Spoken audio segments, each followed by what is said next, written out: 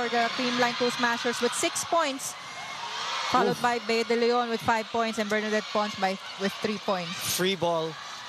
Reverse. Mitch, as always, very high in terms of percentage. Lead is now at 3, Alexis. At head-to-head, we mentioned, is 25-7 in favor of Creamline. But it's one thing to look at the head-to-head, but it's another thing to actually experience the matches. Kasi ang hahaba ng mga matches nila. Ang hahaba ng rallies. Yung rallies at saka yung mga scores. Nagkakataon lang talaga na karamihan sa dulo.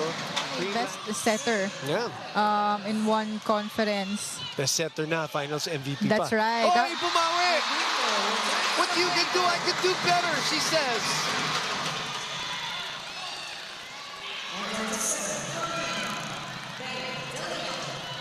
Good serve. Go to the side of Brooke again. Brooke, right pin.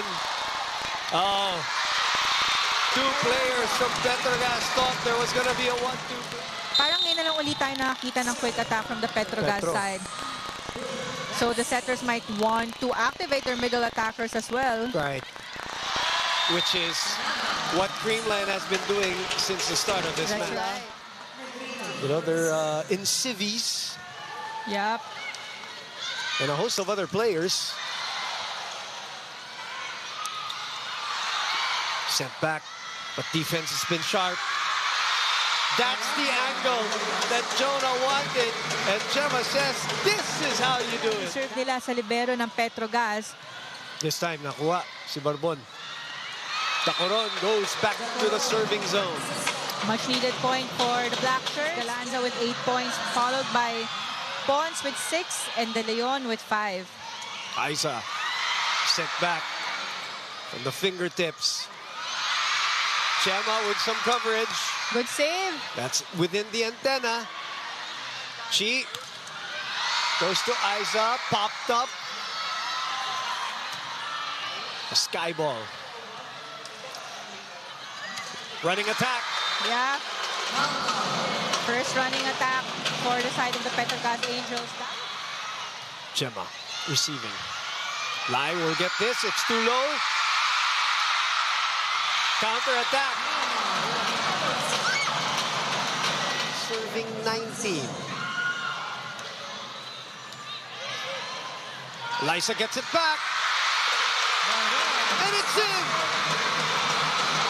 Signature Eliza Valdez. She got a good first ball. And Kyle Negrito setting the ball to her. She's such a fighter. Chance ball. Sayat.